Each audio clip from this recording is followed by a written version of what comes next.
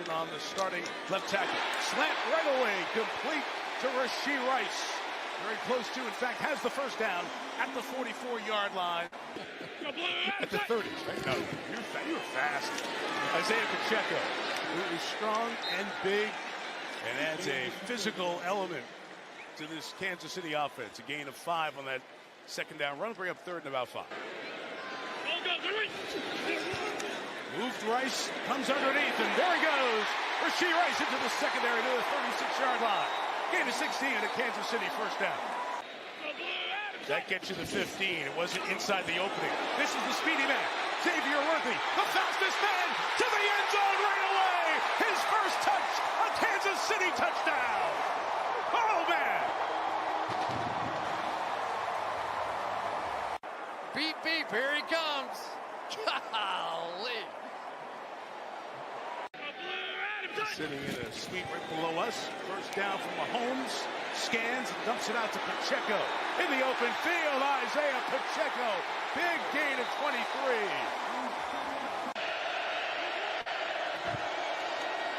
Fake it.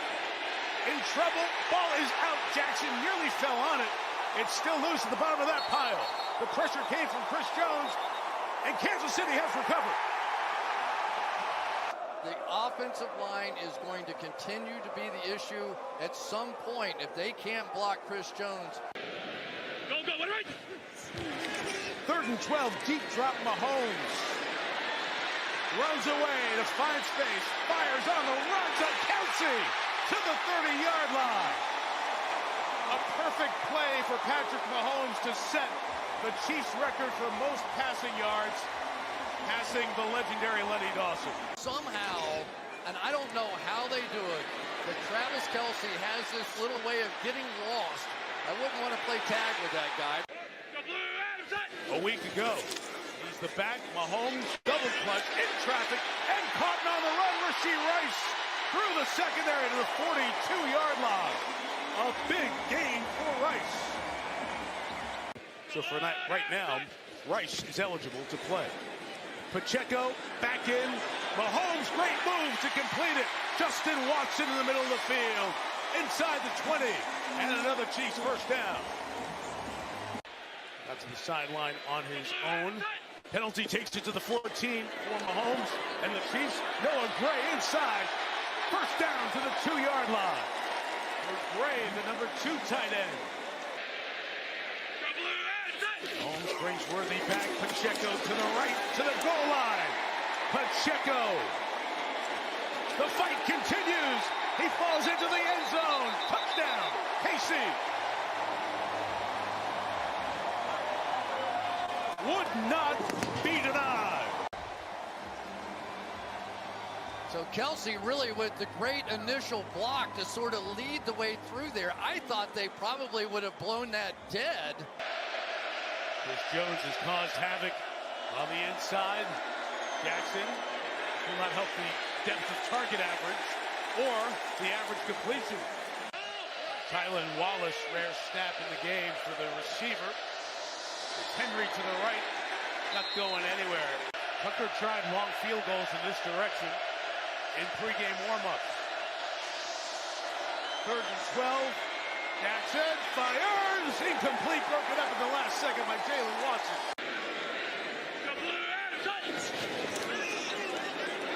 Mahomes fires. Run in. Xavier again. Worthy for a touchdown. Number 1 has 2 tonight. You give him a freebie, he does not miss. Did you see that little look out of the corner of his eye? He said, really? Rush 4. Lamar trying to make magic happen. Throw it end zone. Likely to be down. Yes! Touchdown! What a play!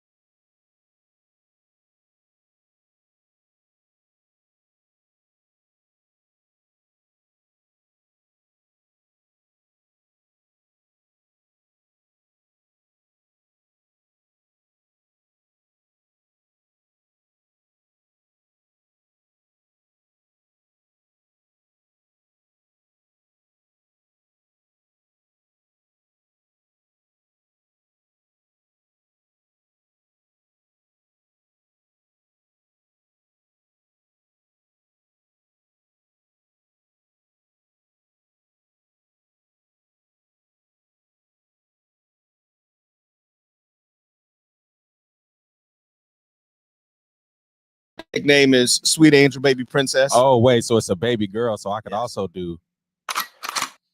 Yeah, for real. Yeah, okay.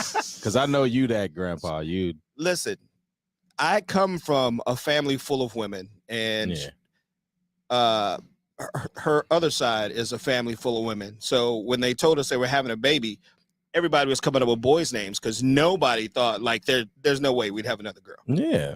So we were stuck at the last minute trying to come up with a girl's name, and Nariah, because my son Aaron spelled backwards, Nariah, went the lazy route, but it works. And we can count on you in 10 years to be 10 years. Shotgun. I'm showing up at daycare centers. Papa Cockett. Yeah, probably shouldn't say that now. It's a bad time about showing up at daycare centers like that. But yeah, definitely going to protect Probably should. Sweet Angel Baby Princess. But we're here to talk football, season 6 of the Red Hour. The game ended in pure Chiefs fashion. Every year, you know, we have some game that we win. The league wants to change the rules somehow, some way. So at least the fans do. definitely the fans, and they'll cry. And next thing you know, all receivers have to wear white shoes. Yeah.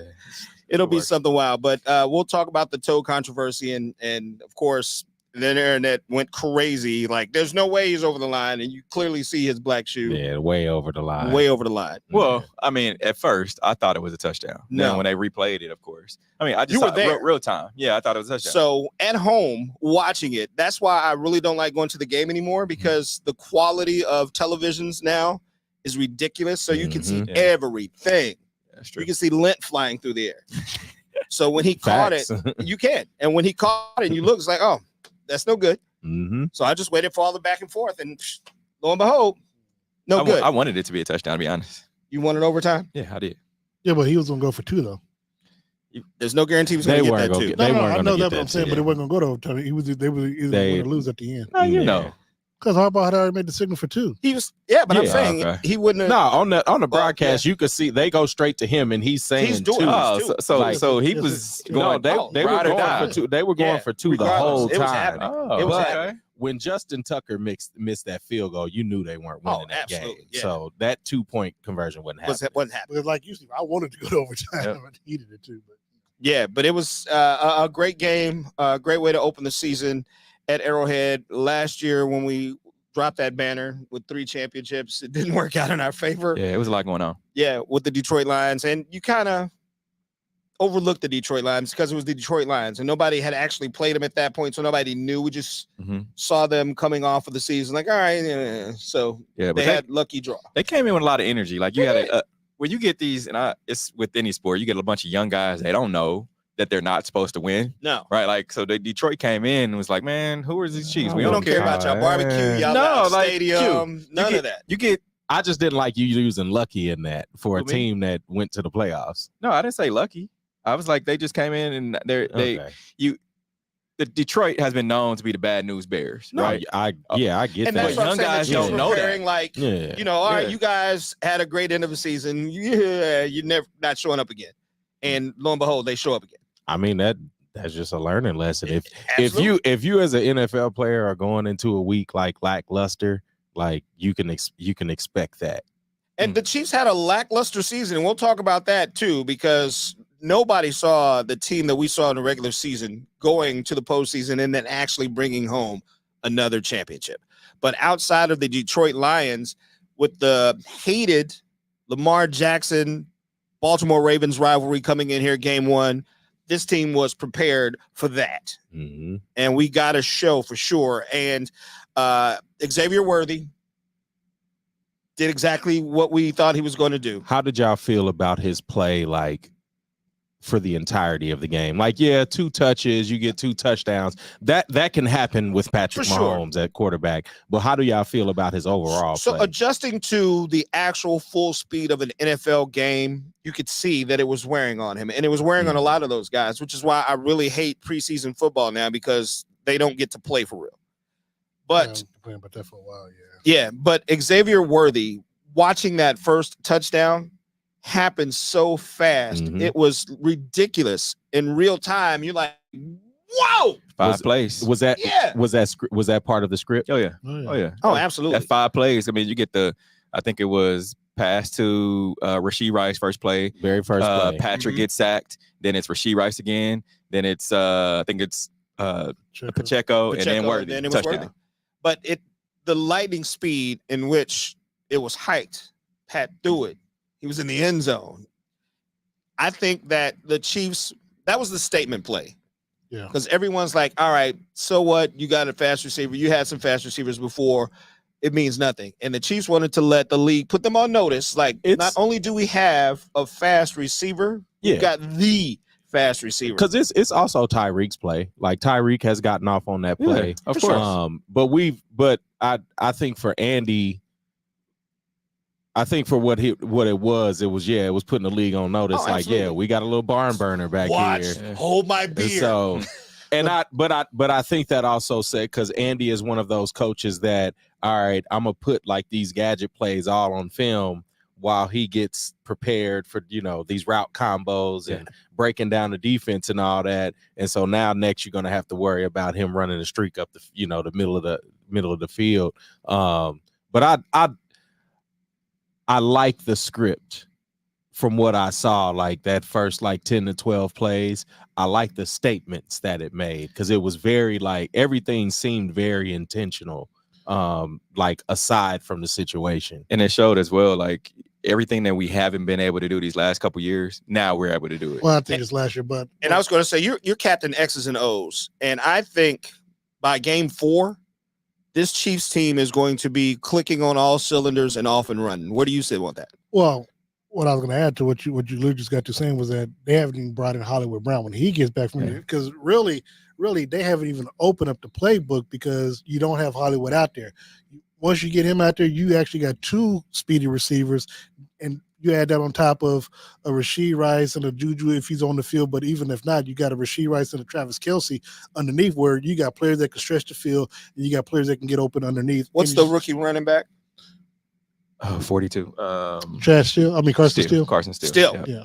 Yeah. So so they have so many. They literally have so many offensive weapons that, as I was telling Steve, it's hard for me to see how they really don't just go up and down the field, when they're out there on offense, because they have too many weapons to where you can't match up one-on-one against them, period. And I still feel like even with Hollywood coming back, Rashee's still the number 1 option. I think because Hollywood Brown is not that. He's not that player that's going to command all of that attention. I think when he first got to Baltimore, he really I think we thought with his speed he was going to be that. And then where did he go to next? Wasn't it Arizona? Yep. So he gets to Arizona, and of course he's not playing with a Patrick Mahomes. And I was going to say, we've seen the parity in the NFL where a person who was supposed to be a superstar in one scheme, it didn't work, and when they got to another. And I think for him, I think it's going to open up the playbook. But I think for him, you also have that. You have that tendency to be what's the kid that was drafted here from Oregon, super speedy, but he just wasn't strong. Yeah, and so some players are victim to fall into that, because you want to put all of this on their shoulders because of how fast they are, but then it's that intangible that Tyreek had with his strength. Everybody that's a ball of speed also is not able to break tackles and get off of the jam like that. So, but the difference with that is that he's not when they brought McCollum, because you didn't know what was going to happen with Tyreek at the time. Same. You don't have to worry about that with Xavier, because you have literally other weapons out there that can hold their own. Because the biggest key is it's not going to be a matter of whether or not Rashee Rice is the number 1 receiver. The question is, who do you double? Because when you got them all out there, you can't double anyone. So somebody essentially is going to be open at any and all times. And then Patrick is still a weapon in himself. There you go. We talked about it before, ridiculous. The pick your poison offense. That's a good thing to have. But if you're going to double, I would take away Rashee. And they're going to they're going to keep their eye on the running backs, but they're definitely going to cover the receivers, which again will leave a Patrick open, and it's going to be crazy. I'm the total opposite, because if I'm going to double in any instance, it's going to be Travis. And that's in any instance. But even then, you still got Pacheco. Well, no, and that's what I'm saying. Well, because from my end, I want to double Travis, one, because he's a big body, so I want to limit where the throws can go to him. But then also you have a lot of these undersized receivers. Juju is probably the biggest one, maybe. Rashid and Juju about the same time. Yeah, so I think if I have a strong defense, then maybe I'm able to like play a little more man if I'm doubling him. But I feel like the only team still that has been successful with that was the Tampa Bay team in the Super Bowl. But that's an anomaly type of team. But to your point, you only had Tyreek that could stretch the field. And we had a bunch of injuries set. Injuries too. But I'm saying, but now again, it was still a pick. It was a pick your poison. Yeah, you still had Sammy that could stretch the field. You still had D-Rob. Yeah, because y'all was pick your poison all year. So I'm not buying Sammy that. And D-Rob and McCole. He was still. Y'all talking about iffy hands at this point. Yeah. No, that wasn't even iffy hands because y'all drops didn't start two seasons ago. Sorry, last year. But what I will say is the only team that I can see that kind of mirrors Kansas City offensively is the Philadelphia Eagles because they have three receivers. You got a tight end and Zach Ertz, and you got Saquon Barkley is different quarterback style. That's the big difference. Real quick, I want to ask y'all this. The Ravens didn't play much in preseason. We talked about preseason starting the show. Hold that thought, because we're going to take our first break, and we'll come back and we'll jump right in. Cool. So put a pin in that one. Season 6 of the Red Hour is underway right now.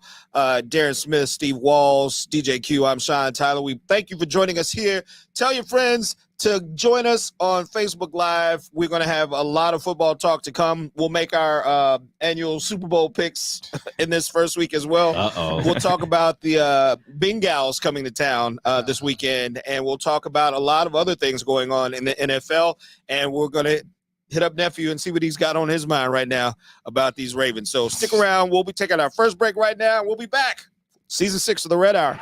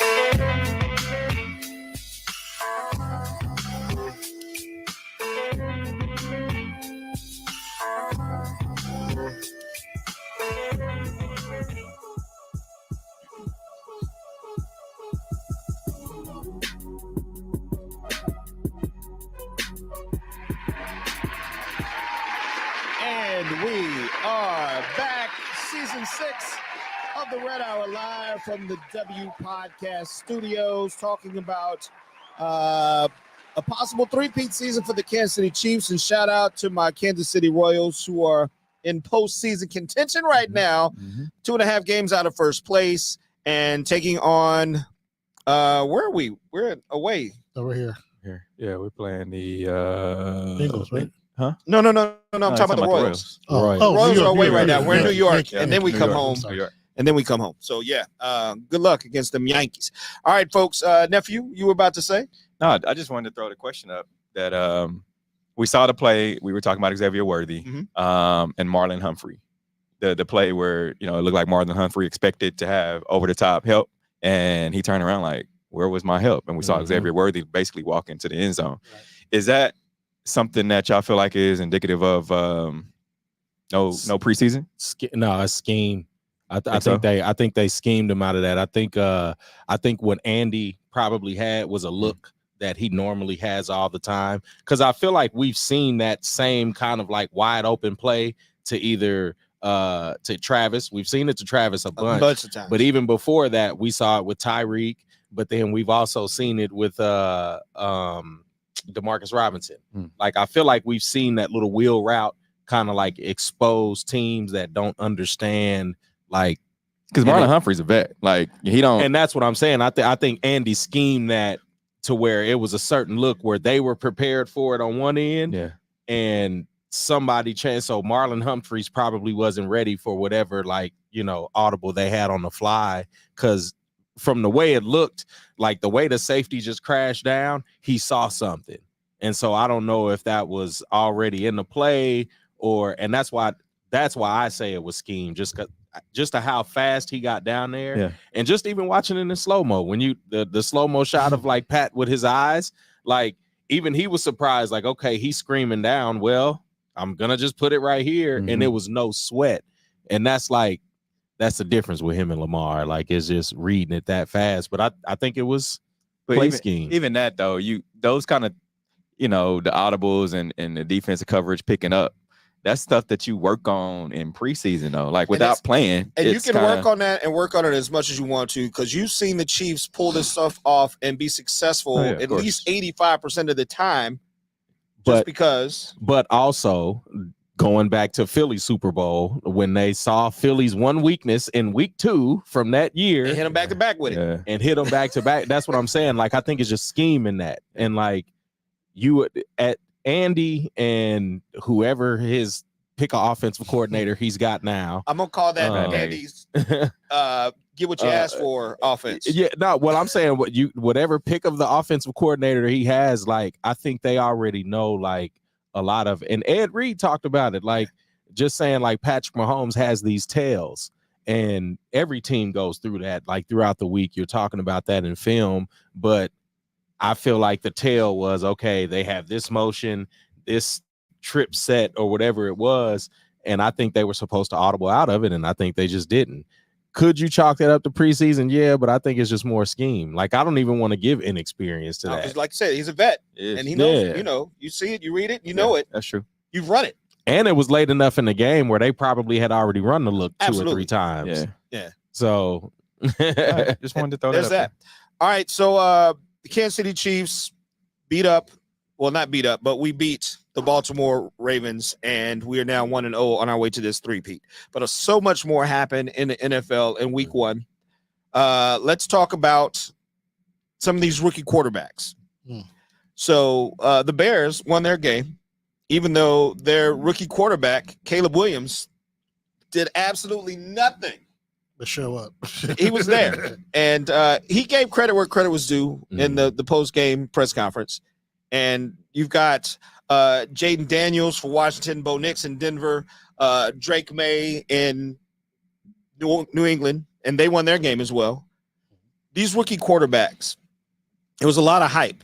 And we always talk about the transition from college to the pros, that the game moves a lot faster. Drake May didn't. Drake May didn't play. Yeah.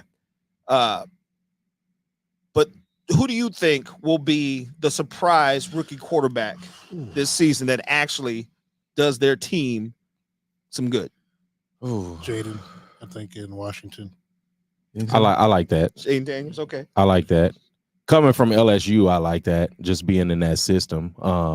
And for me, he doesn't have as much help as Caleb. I mean, Caleb has a running back and 3 wide receivers.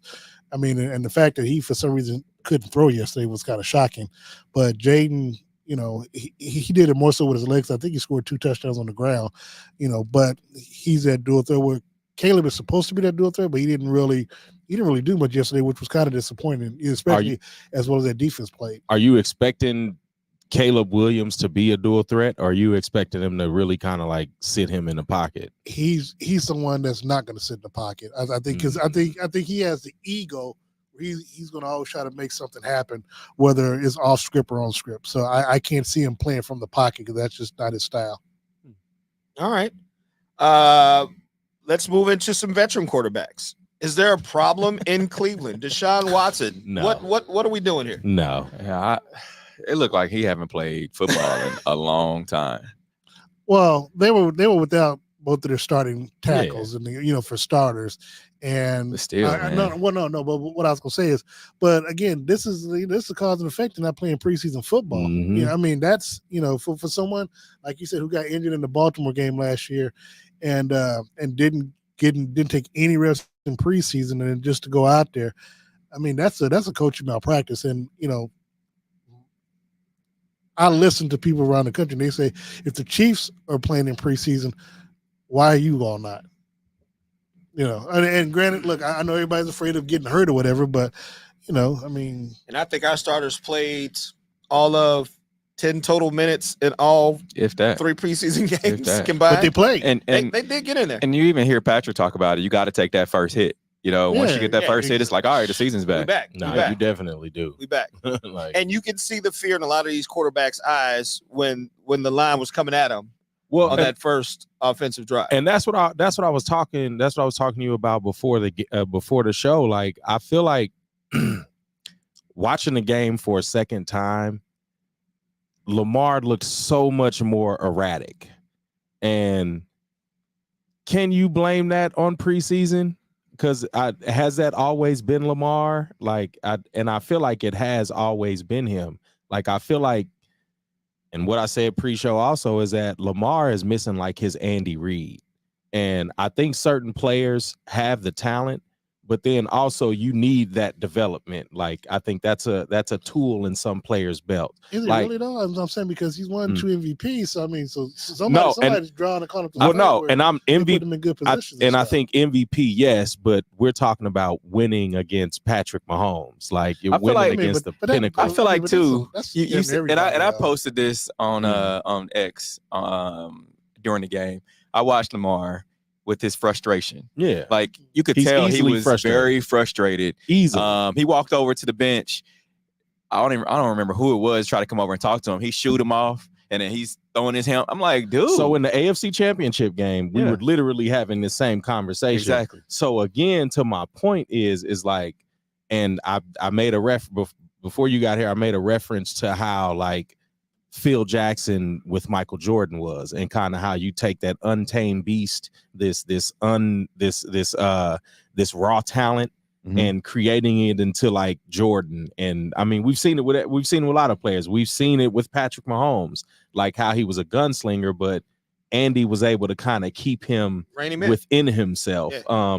And some people might say part of that was Eric Bieniemy, like being able to like be that stern voice on his side.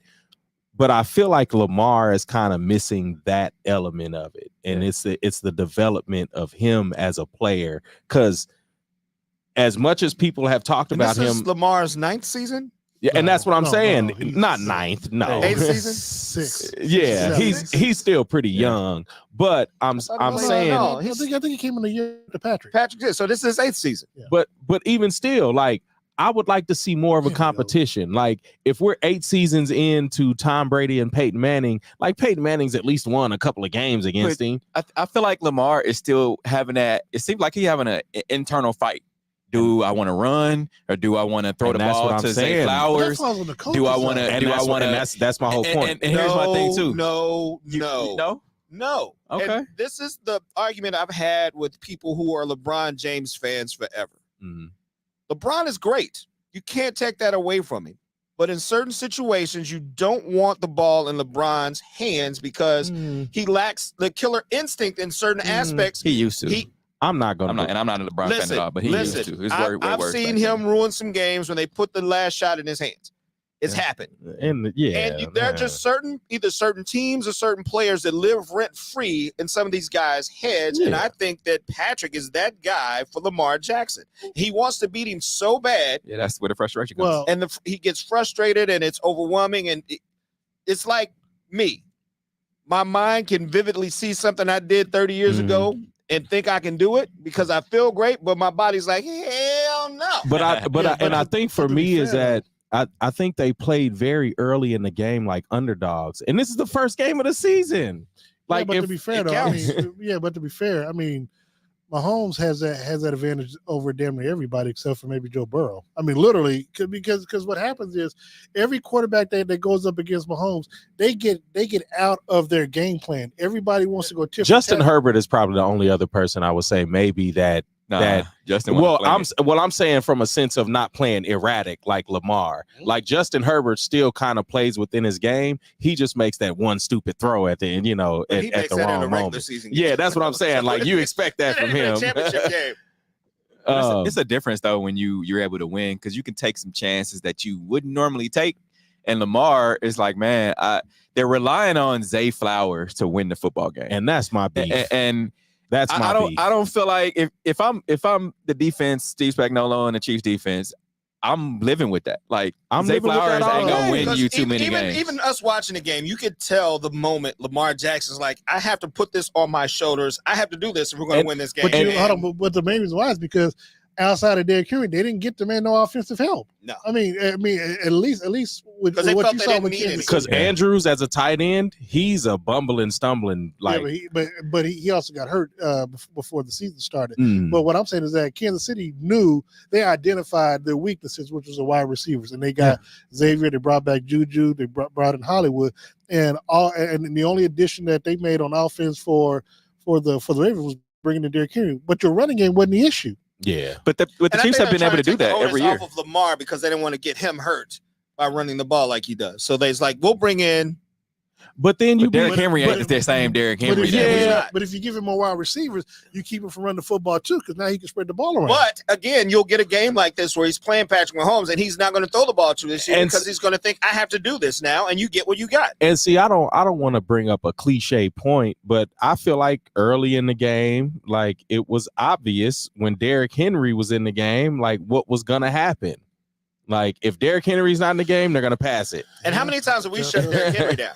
And that's what I'm saying. Like, how do you add a player of that caliber, but then still be like this one-dimensional offense? Not one-dimensional, predictable offense. And that's what I hate. That, and again, I think it goes with coaching because why are we not trying like these exotic things to like? Well, they know now. Yeah, to highlight Lamar's speed. Because Lamar doesn't have a problem with staying in the pocket. I think when Chris Jones coming beating down. Well, and that's what I'm saying. He doesn't because the first drive he was calm and cool and all that, but then when he started playing from behind, it erratic just comes, and it's like he just don't have the cool in it. And I'm like, it showed. And I don't think that's going to be with every team. Again, I think it's not. Patrick lives rent free in Lamar's head. Yeah, no, that's fact. And I want to shout out some people who are watching this on social media. You got Rob Ivis, appreciate you watching this. Tracy Clevinger,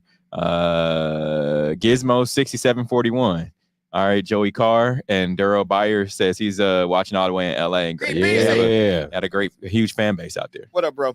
All right, so got to talk about the monkey on our back, or the monkey at the bank. They're throwing this money at these quarterbacks at ridiculous rates. And I've heard some commentators talk about how this is the incentive for these guys to go ahead and win championships like it's never been done before. Because we saw teams dump, was it last year where the NFL opposing teams dumped almost $500 million in their teams just to try to beat Patrick Mahomes in the AFC West. In the AFC West. And here we are again. Dak Prescott, who is now the highest paid NFL player ever, $60 million annually. Shout out to him. How much? $60 million annually. Annually for how many years? 4. You know what I can do with $60 million? $240 million. Was it 80 guaranteed? That's a lot. It was a nasty amount. I just want to hear it out loud. What year will it be in 4 years? 28. Okay. Well, it's yeah.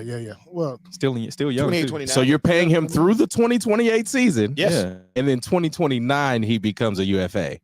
All right.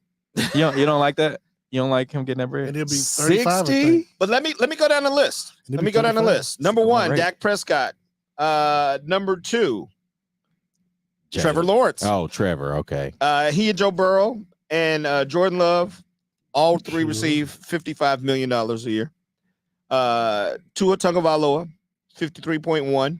Jared Goff, 53. Justin Herbert, 52.5. Lamar Jackson, who got his money this season, 52 million. Yeah. Jalen Hurts got his money, 51 million. Jalen dropped to what number? What is that? Like 10. 1, 2, 3, 4, 5, 6, 7, 8, 9, 10. Yeah. He went from 2 to 10 in one season. But you know who's right below him? Patrick. No. Heck no. He's way Kyler down there. Murray.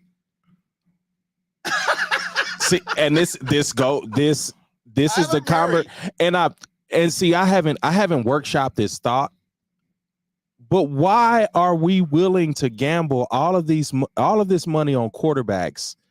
It's the market, man. But that's what I'm saying. We can't keep saying it's just the market. I asked you that before the show started. And that's why I'm like, I look at the wide haven't. receivers. Look at the wide receivers. Well, I mean, that's what I'm saying. Like, so, and my argument can really be based on the New York Giants. Like, Saquon Barkley just went to another team and scored 2 touchdowns in a whole nother time zone in a whole nother country and produced in this new system he just got to a couple of months ago. And Daniel Jones, what did he do yesterday that was better than his rookie year? So I think the thing about it Right. is, if you're a businessman, which these owners are you going to take a chance by saying, all right, Dak, I'm going to let you hit the free market? Don't use take a chance when I just mentioned Daniel Jones. This is why, That's an outlier. so though. this is why my argument is you're throwing money at these quarterbacks who have yet to prove that they can get you over that hump. So Dak Prescott, and we know every year Cowboys fans, they gather, they have their Cowboys fan union meeting, they get these new T-shirts that say this is our year. Kyler Murray Kyler Murray was just thinking about retiring to become a gamer, and he's making this much money. Come on, Kyler Murray dog. is 5'5" and is making more money than Patrick Mahomes. But let me ask y'all thing this: are y'all better with or without? But as an owner, Okay, throw this money at quarterbacks. Can I come to you at the end of the season? Can you we didn't produce like I need you to do? Can I have some of my money? Can we go down the list from 3? All Can right. we start from 3? Sure. Name number 3. Joe Burrow, 55 Joe million. Burrow. So I'm not moving Trevor. off of Joe Burrow. No, that's what I'm saying. Let's go down the list. We'll keep Trevor, Joe, and Jordan together because they all make the same amount, $55 million a year. So we'll keep them at 2. But I still got issue with Burrow because Burrow can't really stay healthy. That's it. You can't do nothing about that. Him or Jamar Chase can't do nothing about that. Why not? Because you can't. You can't. God forbid something happened to our quarterback, but he's human. So you're the GM. No. You're the GM of the Bengals, and you have an opportunity at the number 5 pick in the draft next year. You getting rid of Joe Burrow? If I'm having if the Bengals have the opportunity at the number 5 pick, that means they lost this past season, and they need to be looking at QB. I'm saying you have the chance at the number 5 pick. Well, are you getting rid of Joe Burrow? No, I'm not getting rid of him. Not getting rid of him because I'm looking at what other options there are. I'm going to kick the tires a little bit. Who's after Joe? Okay, so Dak Prescott, then you got Trevor, Joe, and Jordan at number 2. Under them, you have Tua Tagovailoa. I'm not getting rid of Tua. Jared Goff. I'm getting rid of Jared Goff. Why? Really? If another option presents itself.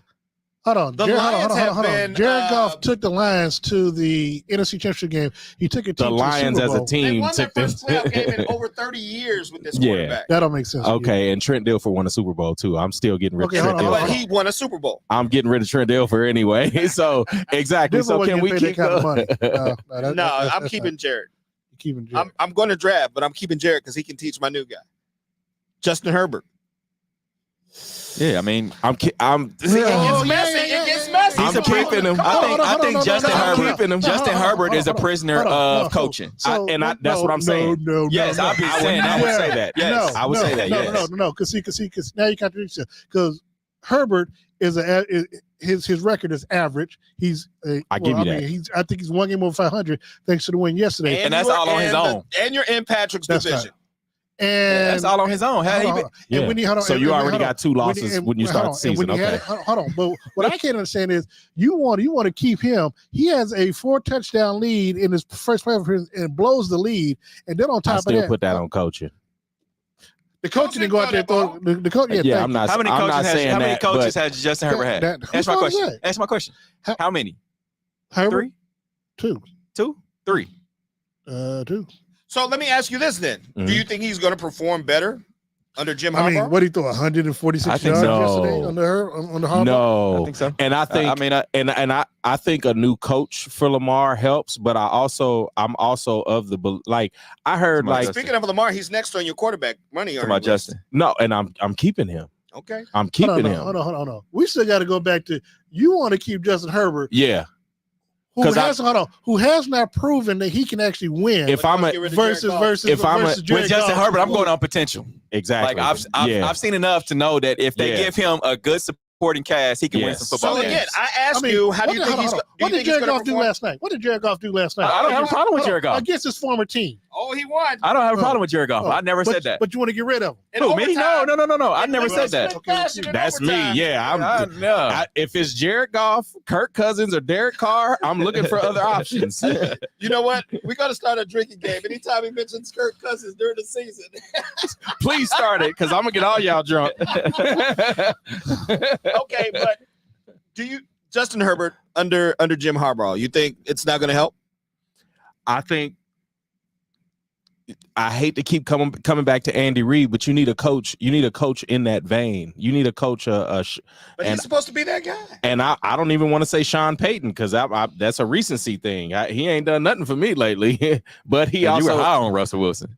He didn't want Russell Wilson, so that was the caveat. I kept telling you about Russell Wilson. And you kept looking. No. Crazy. No. I think this year is going to be do or die for him, especially in this new season. Yeah. I mean, in this new system. He's just keeping score with his pads on. He's not doing nothing. That's what I'm saying. Right? This season, he's ordering lunch. This season is do or die for him. All right. But yeah, in that, I think a lot of quarterbacks can succeed with coaches, and I think Justin Herbert is one of them with like a coach that could really like develop him. And I'm at you don't think Jim Harbaugh is the one? Hold on, Jim Harbaugh is known for running the football, and that's what I'm saying. The man had 146. No, Harbaugh is a quarterback whisperer for me. All right. but none of these quarterbacks really played outstanding in week one. I mean, Patrick didn't play the best. Nah, Patrick played. I mean, he played. If we just throwing it out there, no. Patrick played a game that he could play in his sleep. He played Patrick football. Yeah, like this is second nature to Patrick. Like I have some fast guys, and they're going to be exactly where I want them to be. And they weren't. But Patrick was looking, and you can watch him watching the scoreboard and watch like, all right, we're not losing another home opener. Hold my beer. He looked in control the whole game. He did, and he wasn't shook. He wasn't shook at all. He did just enough. Absolutely. Okay. And he did a whole season. Did y'all win? I was going to say he did a whole season of that last year and brought home another championship. So is it time for a QB cap? Yes. Oh, absolutely. Yes. So before we go to our next break. Oh, are you joining the show, Chad Johnson? I don't know. No, not Chad Johnson. No Facebook. Oh, God. We're going to be on Club Shay Shay tomorrow. All right. So Tyreek Hill on his way to work yesterday in Miami. Yeah. About a block from the stadium, they say. He gets pulled over for a traffic violation. Gets pulled out of the car, gets handcuffed, thrown to the ground. Kicked. Don't forget to leave that out. Did he get kicked? I didn't see the video. I didn't watch the video, but some other players came to his aid, and one of them was even put in handcuffs and arrested. So he went in, played the game. Miami wins. Scored a touchdown, too. Yeah. Helped out a lot of parlays. And then did the little arrest celebration dance. I love that part of it. So rub it in their face because you about to lose he ain't gonna lose his job. But well, no, the good thing is that before the game was over with, that cop was already put on administrative leave. Yeah, that's just for show. Oh, it wasn't. Well, because the police department has to do that. That's just for show. He's on administrative leave, and he was on national television yesterday. When you see that video, when you see that the video from the body cam, which the chief saw yesterday, that's why he was put on administrative leave away. He was put on administrative leave right away because he was the talk of the world NFL, yesterday because of on the NFL football, every NFL football show stopped, and that was the story that they were running. So Miami-Dade Police Department had to do something right away to make it look like they were addressing the situation. So once the video... And then the police union want to come out today and try to make sure because now in this world, video phones come out fast. Those smartphones come out, there are a lot of people taping. So now, I mean, even before the games started, those first games started, the video had already started circulating on social media. And of course, no one, the sports commentators, You saw the black sports commentators with the look on their face like, yeah, we know what happened. Mhm. Well, the crazy, But they couldn't say anything. The crazy thing was a lot of people were kind of like going in on Tyreek, and I had to make a post like, you know what? Let's take Tyreek out for, take him out of this. That this is a serious incident, and it's not a funny or joking situation because, this is how police treat black men every single day, and the fact that it's Tyreek amplifies it at this moment. Sure. And then Calais Campbell said he came over and got handcuffed. So imagine adding this young superstar that's like what 5'10", and then Campbell you got 6'9", mountain and a half, like coming over to you. So it's like it doesn't matter the size, it doesn't matter anything. Because then also we just had this. Was this in Florida with the PGA player? Yep. No, that was Georgia. That was Georgia? Okay. Yeah, Okay. Still, Florida-Georgia line. Like, it's the same thing. Like, either way, like... Tomato. Like, why are cops outside of big national sporting events this high on the, like... What are you high on, for one? If he's speeding, why give are him you a ticket, and then slap on the wrist. But that's not the reality with police either. And we all know when we were learning how to drive, we were told unequivocally to stay out of certain neighborhoods, and definitely don't go into certain neighborhoods after dark, and what to do whenever we get pulled over. Mm-hmm. We're not allowed to question why we're pulled over. Like, I literally, a few years ago, on my way to work in the morning, it's 3:45, maybe 4:30, somewhere around in there. I get pulled over, and the cop asked me, "Where are you going?" To work. None of your damn business where I'm going. Why'd you pull me over? You're not my dad. I don't have to answer to you. But of course, I can't respond like that because it's a dark road. There's nobody coming. I could be shot. And he can tell the story like I was. But the advice I tell people now, just get home. So I don't know. I'm saying you get put over, just do what it takes to get home. But we should not have to. We should have to do that. I agree. Oh, trust me, I agree. That's the bottom line. In 2024, we should not have to be subject to such nonsense. I'm a grown-ass man, and you're asking me where I'm going, and I'm leaving your mama's house. Does it matter where I'm coming from or where I'm going? You have no reason to pull me over. I wasn't speeding. My tag's legit. I have insurance. You saw me in a nice car, and you pulled me over, and that was the bottom line. That's probably where his rage started.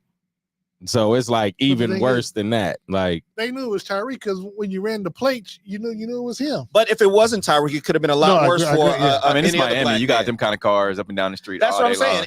And black men down there who don't play football or could be in the music business, you just don't know what the rapper's name is, driving a $250,000 car, and you pull him over because he just know in his head you ain't supposed to be that color with this car. What are you doing driving? Like, whose car did you steal? Like, why do you think he stole it? Let's address it like crazy. It is. It's ridiculous. That car with all them kids. Right. So we're going to take a break right now. It's our second break as we get ready for our picks, and we'll talk about this upcoming game. Another heated rivalry coming to tear ahead. Call it Burrowhead if you want to. Joe Burrow is coming to town this weekend. We'll talk about it. Break number 2, season number 6. It's the Red Hour. We'll be back in moments.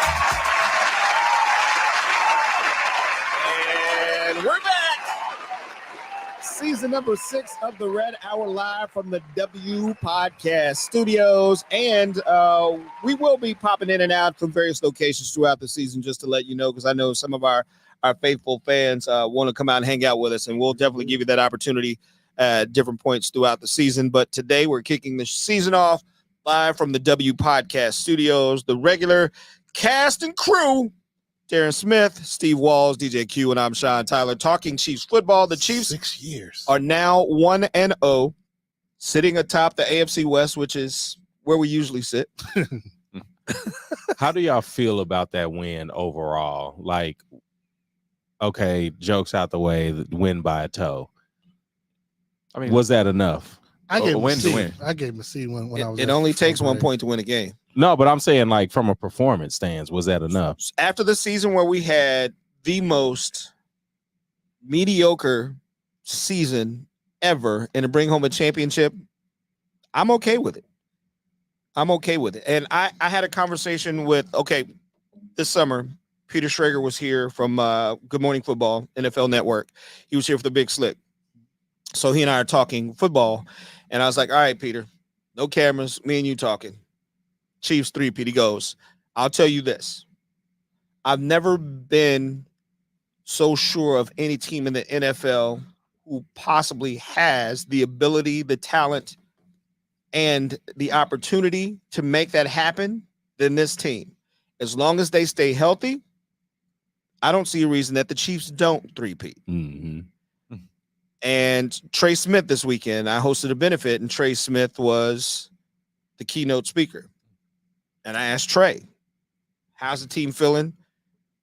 3-peat, he goes, regardless of if it's back-to-back or 3-peat, our job is to bring home a championship, and that's what we want to do, and that's what we play for. Good answer. And I said, so I mentioned to him, like, you were on our podcast last season, and I told the guys that Patrick is very competitive, and it'll be a while before he can catch Tom Brady on certain records, and some he's already caught him on. Mm-hmm.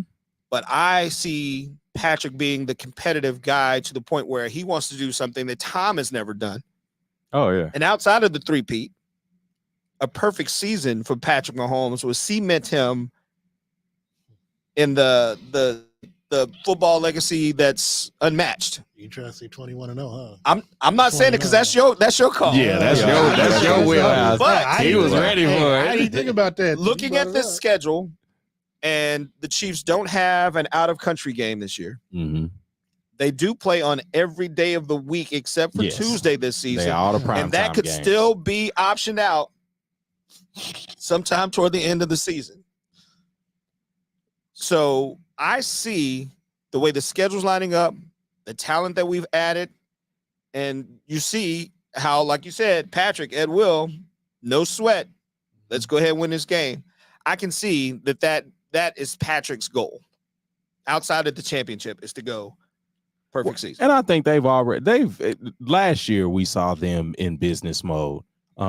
We saw In the playoffs. and not even just the play all year. Like you said, they were bored all year. They were in business mode. You saw Travis, like, Can we just get in to the playoffs business already? Well, I'm saying in a personal life, you saw him in business mode still. Yeah. Like, you always saw them in business mode.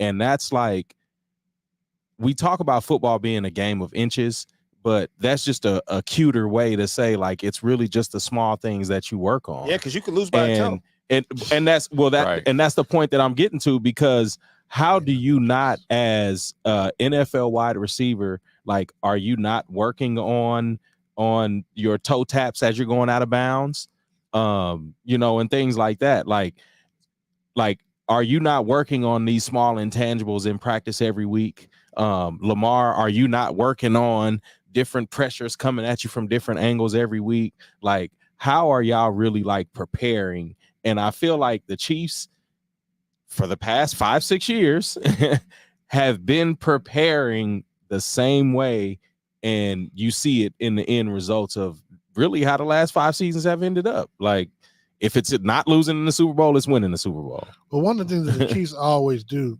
they don't go straight for. They always do one step at a time. Win the division first. get that, cement that home game. Then you go for home field advantage, and then which we didn't even have last season. You're right. And so, what if they can do that? To me, that's how they do the necessary. So they just don't reach out. Okay, we just try to get Super Bowl. No, we got to do the necessary steps, as you mentioned, to make sure that we put ourselves in position to have home field advantage, so we don't have to go out on the road. And so, I don't see how. For me, it's hard for me to see them not having home field advantage and not being able to put themselves in a situation. Because even if they got the AFC Championship game at home, I don't see them having another collapse like they did against Cincinnati. So if we get to the point in the postseason or the end of the year where it looks like we could pull off a perfect season, do you see Andy pulling the starters just? Nope. Or do you see him going for it? I think he's going to leave it up to the players. Yeah. But then again, you get Andy Reid, who's like, I think it's situational. Yeah. I got 51% of the vote. So I think it would be like, nah. Yeah. Because this is the last game of the season. Denver. Yeah. At Denver. Yeah, I mean, he would. Last two games is last three are Texans, anyway. Steelers, Broncos. At Broncos too, right? Yeah. At Broncos, at Steelers, and then third game away. Christmas week is Texans. Texans at home. Yeah. But I mean, no, if they somehow were going for 17-0 at that time, I don't see a reason why Indy would do it just for the sake of history. He would do it. All right. Well, because the Patriots did that and then got whooped up in the Super Bowl on their three-peat. This ain't that Patriots. It's a good problem to have, but I feel like the Andy Reid that I know first. He ain't going just he ain't sweating it. I mean, you see guys, Travis, or this consecutive 1,000-yard season. We saw Rashee Rice. Yeah, 1,000 yards. He don't care about that. Like he wants to win, but he also sees the bigger picture. I'm gonna be honest. For me, I think it's a little bit different just because of how the season was turned out. Because look, if those players didn't have all them drop passes to where they could have the number one seed, but MVS dropped the pass against the Eagles, and then Green Bay the following week. So I mean, when they put themselves in a situation, it was like, okay, cool. Let's just get. It's whatever at this point, right? Yeah. So all right. Well, history has proven that there's one quarterback that they keep bringing up that has actually beat Patrick Mahomes, and that's Joe Burrow. And Joe Burrow is in town this Sunday afternoon against our Kansas City Chiefs. We saw Cincy fall to New England 16-10. Was that surprise to y'all? Not really. Joe Burrow coming off an injury, and a lot of times some of these guys, when they come back off of injury, they're a little gun shy. But they also didn't have the other wide receiver. Jamar Chase. No. He played. He played 62 yards. Talking about the other Higgins. T. Higgins didn't play. T. Higgins didn't. That's who it was. Okay. Yeah. He didn't play. Jamar didn't play. I didn't watch the game. Jamar didn't play the entire game, did he? He played. I know that was. Yeah, he did. Okay, so because I knew that was. He was iffy at first, 14. but then I think T. Higgins dropped out at the last minute. Okay. So I'm sure this Sunday afternoon we'll have T. Higgins and Jamar Chase. Not if that hammy ain't right. And Joe Burrow did not throw a touchdown. He did not. Zach Moss ran it in, and there's a field goal. That's fine with me. And it's lining up for this perfect season. Because a lot of happenstance. But again, that Cincinnati is going to come in here and play like, if T. Higgins didn't play last week, you best to believe he's going to play this week. And we'll see. Why not? Oh, well, yeah, because he needs that contract. Yeah, I mean, he's like, man, if y'all ain't paying me, I ain't about to put myself out there. Jamar didn't really put a lot of effort in that game last week. And I know Jamar has a huge dislike. He has a hatred for the Kansas City Chiefs. He does, like even when they ask about him, he's don't want to talk about it, and he'll say make some sly comment and go on about his business. So I'm sure he'll play. He wants this game. But the problem is that when you look at what that New England defense did, especially to the offensive line, shout out to Orlando Brown. The defensive line in Kansas City is much better than New England, and they're gonna get after it. And I don't think this game is gonna be close. The only way this game is close is if the Chiefs' offense is sputtering. I think this has the potential to be a blowout, and it should be. I agree with Darius. He said, watch this on YouTube Live. He said since he starts slow every season. That's what I was just about to say. Because we had like even the year that they went to the Super Bowl, I think they started 0-5 or something like that. They did. So it's like you could say that, but again, it's this Kansas City Chiefs team. But Joe Burrow is one of those quarterbacks, again, I talked about that I would keep because he's one of those guys that's a little more resilient. Like going to the Super Bowl after being sacked the most in the season. And he don't like, show emotion like that, too. Yeah, and things like that, like you want to hear that out of your quarterback. Like you want to hear Patrick is sitting in the summertime on the couch with his wife studying the playbook when he really just took a picture for y'all as fans. Like that ain't Joe Burrow though. Joe Burrow's doing Fashion Week with his back and that's out. what I'm saying. Like there's but you didn't see his picture with Joe Burrow with his back out? Y'all didn't see that? Why was you watching his back? What's going on? I don't think we watched the same channel. But nah, hey man. But while you eat Taco Bell. But I think it's certain things that you want to like. There's certain legends that you want about your quarterback. And then it's the same thing with like linebackers. Like there's certain things you want about certain characteristics you want about them. And Joe Burrow kind of has that. He just doesn't, like you said, it's always like some injury with the team. But also the Bengals, their team just isn't as good as what they've had in the past. It's not. And so again, that's the other reason why I could see Sunday's game being it could be a potential blowout. All right, so we're gonna not only make our picks for week 2, but we'll make our annual Super Bowl pick as well. And I'm writing them down this year, Darren. I mean, we still got video evidence. So we do. All right, Q. So we're gonna start with you. We're gonna start with me with the weekly picks because Sunday afternoon. I'm picking the Chiefs this week. Sunday afternoon, the Chiefs, Cincinnati Bengals. We turning it right before our eyes. No. You got. I mean, I'm looking at the injury report now. You got T. Higgins questionable. You just said he was gonna play. No, that was me. No, yeah, that was him. Yeah. But that's what I'm saying. Like Joe Burrow doesn't look ready yet. We need Joe Burrow. It's still early. We just said this is a part of their characteristics. They played terrible in the beginning, and I would rather, if you're a fan, you would rather your team take that L during the season. Y'all talk about that. You would rather take your L's in the top of the season, like the Colts lost. You would not against the Chiefs. You want to have the game up on the Chiefs, especially Cincinnati. No, definitely, but we on the tiebreaker now against Baltimore. But if it's a losing streak, you want it at the beginning of the season because you want to float into the postseason winning. Yeah. And I'm not sold on Joe Burrow not right now. But honestly, not all teams is able to do that though. Like because especially with guys that need money or want new contracts. Yes, that could be a detriment to the locker room for sure. Yeah, for sure. So all right, Neffy, what's your pick? I got Chiefs. I don't think that the Bengals are ready. Joe Burrow coming off the injury. I believe something was said like last week where because it was a wrist injury and he's still trying to figure out, if I fall, if I get hit, will he be re-injured? So I think Joe Mixon was a huge loss to them. He was a leader. He was a leader in the locker room. And then you get these contracts where T. Higgins wants money, Jamar Chase wants money.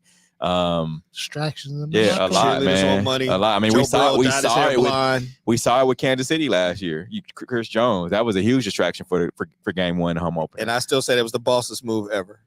Come to the game and sit in the suite. To the game, with the used car salesman. Heck yeah. Played by agents, I love it. But I got the Chiefs. You see a blowout, or you just?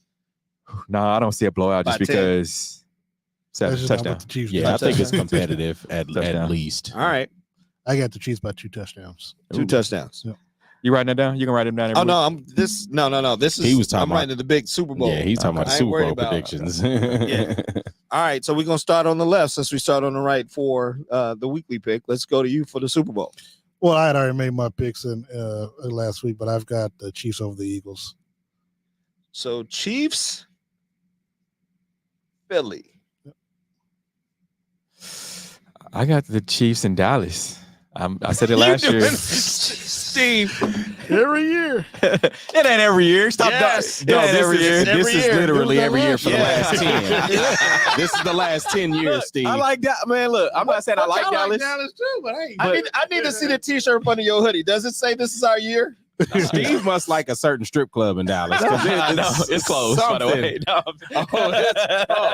He's been hanging out with Dak and Ezekiel with their backs out. No, I just think you paid Dak. You paid Dak, and you got a good defense. We saw the game. You said like Dak wasn't making no money. Like he was he had an EBT card or something. Right. But it was still hanging over his head, man. He was paying by EBT last year. I like Dallas. Yeah. Okay. Who else I'm gonna choose? Detroit probably or San Francisco. Not So wait. Not San Fran. Why not? I think Chris McCaffrey's done for the season, man. And you have the Chiefs winning over Philly, that right? Achilles injury. Yeah. All right. Okay. Chiefs, Dallas. Who do you have Chiefs, winning? Dallas. You know he's got Chiefs. Chiefs. He ain't stupid. You got to go to the locker room. All right, Q. Chiefs, Eagles. Do y'all want my homer pick? Or do Nah, y'all just give me your We want your Super Bowl pick. What I'm feeling. We want your whatever one you want to use because I'm writing it down. Because what I'm feeling, and I think it's because I'm just a champion of Jordan Love really early. I would say Chiefs over Green Bay, but if I'm a homer, A lot of butts. no, if I'm a homer, because I mean my recency bias is gonna say Eagles Chiefs, and then the Chiefs win. All right, Oh. so you have the Chiefs over the Packers. I want to know. We'll what just they- say- what we'll the say Chiefs, live. What do y'all think on We'll the say live? Let us Chiefs, know. Eagles. What do y'all think on the live? So now you're Y'all gonna got change. Super Bowl. No, All I'll right. change. Yeah, I'll change it. All right, Chiefs, Eagles. Because Got I'm 49ers and Bills. that's what I'm just Gotta be saying. a I 49ers think because I'm gonna be honest. To me, it's whoever has home field advantage. So in the are you NFC. picking Philly over the Chiefs? yeah, no. I'll pick you the just- Chiefs over okay. there. Yeah, I'll be All right. a realist until All I right. see it. Because I said the same thing about Tom Brady. Like until somebody beats Tom Brady, I'm not gonna pick against him. And now Patrick Mahomes is there. Like All right, I've picked against him too many Super Bowls, I've and I've actually- only you picking got this year? one right. You picking? I've actually got Chiefs, Green Bay. They're not gonna have a quarterback for See, 6 somebody weeks. else knows. Darius, thank you. They're not gonna have Chiefs, a quarterback Cowboys. for 6 weeks, Sean. So who knows what their record's gonna be? Green Bay. And that's and what again, I'm saying. You saw Cincinnati start 0-5 Well, and 'cause I still don't- make it to the Super and that's Bowl. the thing. That was Like with Joe Burrow healthy. That's fine. because being high on Jordan Okay. Love, I think is very similar to how I was high on Tua a couple of seasons ago. Malik Willis. And that's not a bad. That's not a backup. bum. It's No, No, that's not a bad. He'll keep you at 500. And, And I'm, a- so a we all have backup- the Chiefs winning the Super Bowl, but a Darren, you backup have the pick could be- Chiefs. That's the Philly. easy pick. Huh? That's the You easy have the pick. Chiefs and No, the that's Eagles. not an easy pick. What's the easy No, I'm pick? saying The no, Chiefs, you got the Chiefs, Dallas. No, I'm saying the Chiefs is an easy pick. Yeah, That's but just I'm saying, what it is. but look, the reason why I picked Philly because again, I like all the offseason moves that they made offensively, and we got a chance to see that Friday night I don't in know. Brazil. Green Bay's next 6 games. You got the Colts. You got the Titans, Vikings, Rams, Cardinals, Packers. With But no Jordan Love at quarterback. Texans. Sorry. yeah, no Jordan Love. But No Jordan Love, but yeah. with the Eagles, one, I think it has like every team it has to be health.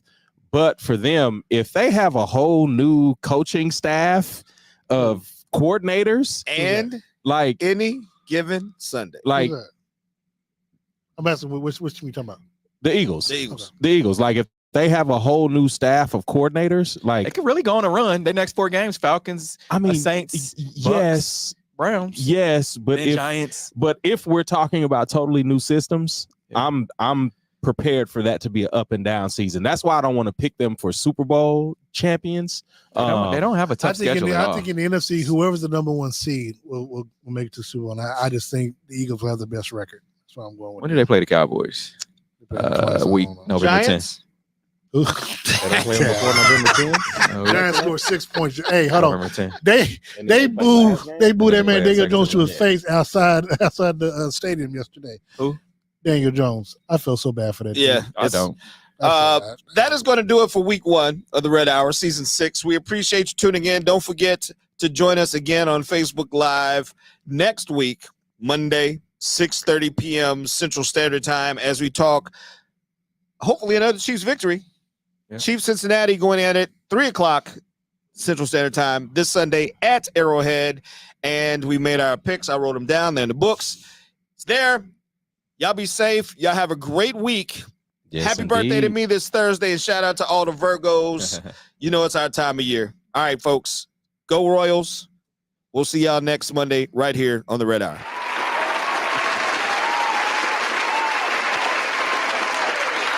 The views and opinions expressed in the W Radio Show by the host, co-host, guests, and call-in listeners are solely the opinions and responsibility of the original source who expressed them. They do not represent the opinions of the W Show, 100.1 FM, 1 Kansas City Radio, Sideline Sports Talk, Team Wall Street Foundation, or affiliates.